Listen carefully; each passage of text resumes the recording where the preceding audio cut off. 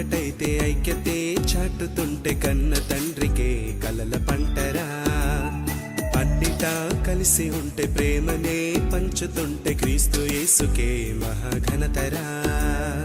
అందరం ఒక్కటైతే ఐక్యతే చాటుతుంటే కన్న తండ్రికే కలల పంటరా. అన్నిటా కలిసి ఉంటే ప్రేమనే పంచుతుంటే క్రీస్తు యేసుకే మహాఘనతరా.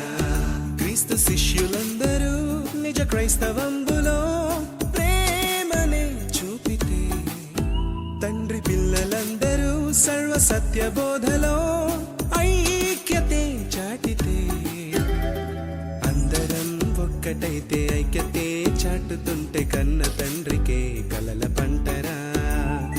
అన్నిటా కలిసి ఉంటే ప్రేమనే పంచుతుంటే క్రీస్తు యేసుకే మహాఘనతరా. కానీ మన పుట్టే ముందు మనం ఎందుకు పుట్టాము అని ఆలోచించాలంటే, మనం ఆలోచిస్తే గనక మనం ఎక్కడి నుంచి వచ్చాము అని తెలుసుకుంటే గనక మన యొక్క జీవితాన్ని ఎంతో అర్థమవుతుంది. ఇప్పుడు ప్రతి ఒక్కరూ మరణించగానే ఎక్కడ వెళ్తున్నారు అని ఆలోచిస్తే, ప్రభు యేసు బోధే పనిలోన పెడితే చేయాలి ఘనుడే పరిచారం. అలనాడు ప్రభువే పాదాలు కడిగి చేశాడు ప్రజలకు పరిచారం. ఆ తండ్రి మాటే పాటించి చేశాడు ఆజ్ఞా చిరకాలం.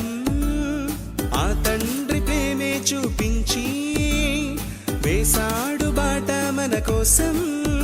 తన శిష్యులందరూ పనిలో ప్రేమ చూపితే సాధ్యమే ఐక్యత.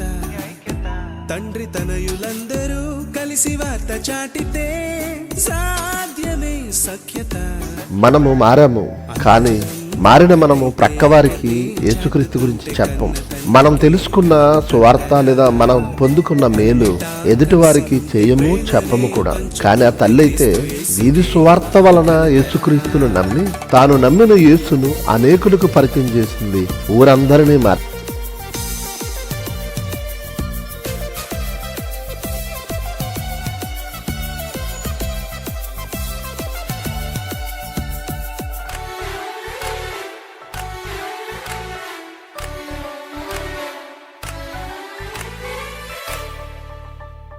ప్రతి ఒక్కరిలోన తమ ఘనతను మెచ్చి చూపాలి ప్రేమై అనురాగం.